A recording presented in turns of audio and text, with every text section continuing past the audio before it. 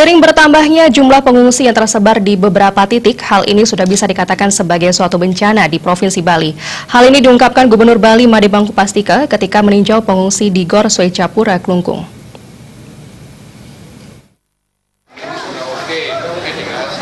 Gubernur Bali Made Mangkupastika meninjau langsung tempat pengungsian di Gor Swecapura, Klungkung.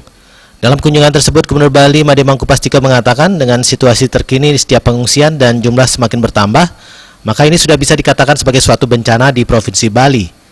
Dengan semakin bertambahnya jumlah pengungsi yang ada, pihaknya juga meminta kepada seluruh bupati untuk selalu siap dalam membantu para pengungsi. Mangkupastika menilai apabila Gunung Agung meletus, diperkirakan jumlah pengungsi mencapai 70.000 orang lebih, sesuai dengan besar kecilnya letusan nanti. Jadi oleh karena itu, kita sudah nyatakan ini sebagai satu bencana Provinsi Bali. Dan semua bupati sudah standby untuk ikut menangani mengurusi bencana ini. Sekarang provinsi saya, pemerintahan provinsi sementara pindah ke Tanah Ampong, ya, untuk menjadi posko di sana, ada satgasnya, dan mudah-mudahan ini bisa